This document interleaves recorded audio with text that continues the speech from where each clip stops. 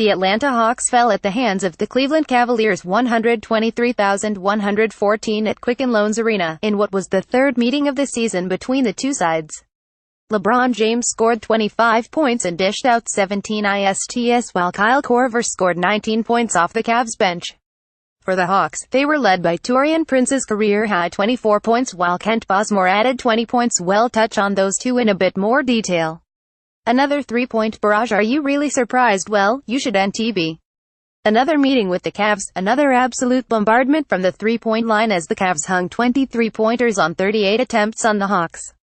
Let's go through some. The Cavs used the pump fake to pretty good effect, sending the scrambling Hawks defenders away to open up great opportunities. Here, Ersan Ilyasova doesn't want LeBron turning the corner and slides over. LeBron finds Kevin Love who pump fakes to shed Ilyasova and hits the three. Kyle Korver also uses the pump fake to shed his man to create a better shot. The Cavs made some tough threes too. Kyle Korver hits one from deep. The Hawks also had some defensive miscues. Here, DeAndre Bembry is caught napping somewhat as J.R. Smith hits the three. Amazing, the only three Smith would hit, but the main reason the Cavs hit so many threes was Atlanta's defense of LeBron James opening opportunities for others. The Hawks doubled LeBron often, and with LeBron being able to pass the way he can, and the shooters being able to hit the shots they can, they made the Hawks pay. The Hawks double LeBron on the block, and LeBron finds Korver with a ridiculous pass. Dennis Schroeder is hanging on the edge here, ready to double LeBron should he back down Bembry. Luke Babbitt covers Schroeder's man, Jose Calderon, leaving Jay Crowder open. LeBron finds him and Crowder hits the three. Same story in the second half. Schroeder hangs around LeBron, leaving Calderon open, and LeBron finds him for three. And just for an added exclamation point to their three-point shooting, not a LeBron double team, but still, LeBron finds Korver with a behind-the-back pass. Poor from the Hawks not picking up Korver in transition, but a ridiculous pass. It's hard to guard them when they're shooting like that, said Tyler Cavanaugh post-game. Korver's such a deadly shooter. Love was making them, LeBron made a few. When they can spread you out like that, and also you got to help on LeBron, it makes it very difficult. Post-game, Hawks head coach Mike Budenholzer talked about the three-pointers and how LeBron James factored into their three-point defense. It's a tried and true formula, said Bud. You have a great player, you put three-point shooting around him, it makes it tough. They had even more three-point shooting tonight. LeBron's obviously a great facilitator, great passer. They made the plays, not just him. Shooter still got to make shots. At times I thought they made tough shots. We really put a lot of attention on trying to make LeBron James not be able to get to the rim, get to the paint, get to the free throw line. I think he probably won that. He kicked it. Calderon made some threes. Some other guys made some threes where just a lot of attention was given to James. The guys did what we wanted or asked them to do, and they made the read, they made the shots. It's not luck that the Hawks allow so many threes against the Cavs so often, it's a byproduct of their defensive scheme against LeBron James. It's not luck the Cavs have made a total of 48 threes against the Hawks this season alone, let alone holding both regular season and playoff records for threes made in a game, both against the Hawks. It's not a matter of the Hawks roll in Cleveland, walk on the court and, boom, the Cavs just make 30 threes, no. It happens because the Hawks double James, and LeBron, because he's LeBron James, finds the open guys, and the Cavs have the shooters to punish schemes like this. The Cavs recognize the Hawks scheme, and it obviously allows LeBron to do what he did. I think they do a lot of double teaming and tilting with the bigs, so that allows LeBron to just pick the guys apart, said Cavaliers head coach Ty Lue. He's able to make passes over the double teamer to guys cutting for layups.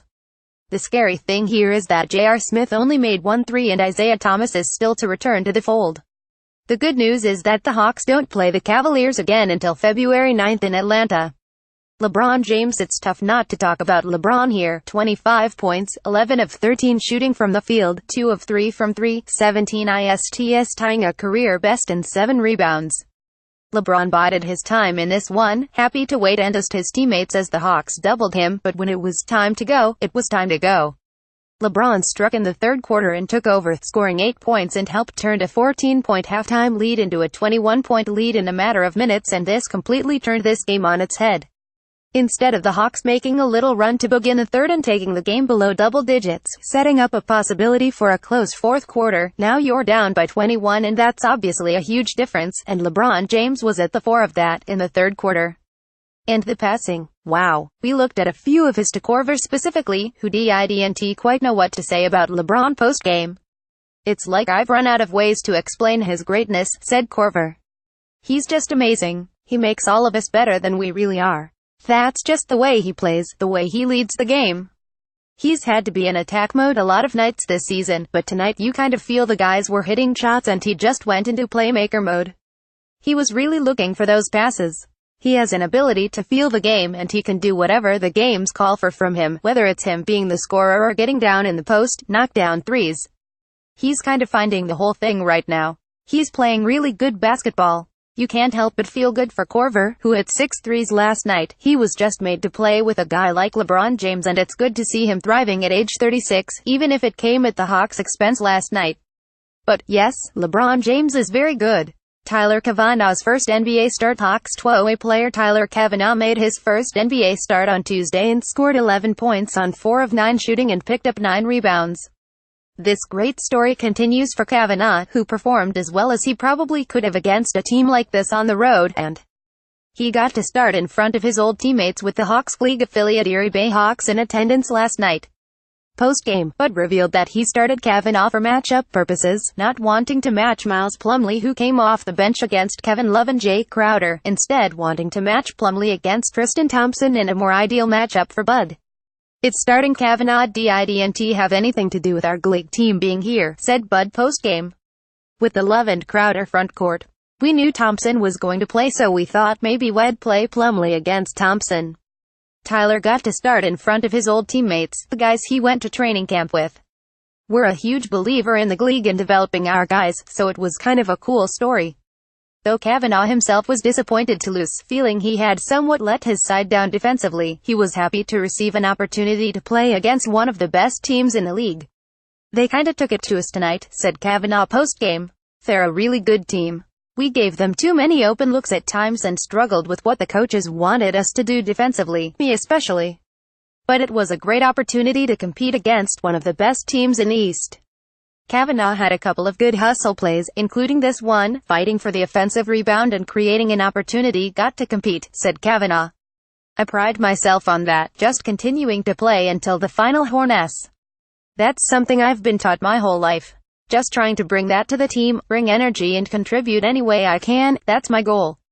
This story is going to get better yet, as Kavanaugh will almost certainly be converted from a 12-way contract to an NBA contract very soon, the Hawks having waived Nicholas Brussino to create the open roster spot needed to do so.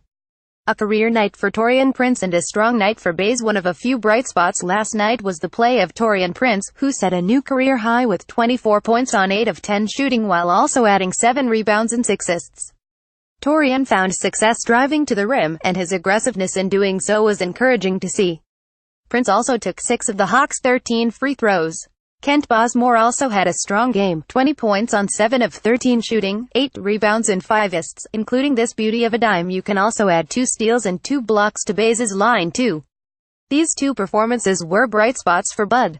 Those are the positives," said Bud. Taurean and the way he played, efficient from the field, Bays shooting and making threes. Bays and Taurean had pretty good games. For as much as Bazemore is struggling from the field, shooting 39.9% from the field, Bays is shooting 38% from 3 this season. Prince, meanwhile, is shooting 42% from 3. The Hawks 621 head home to Atlanta ahead of Thursday's home tilt against the Detroit Pistons, who have now lost 7 in a row. The Hawks are also unveiling their city jerseys by Nike at halftime too, so that's exciting. Post-game quotes via Fox Sports Southeast unless otherwise noted.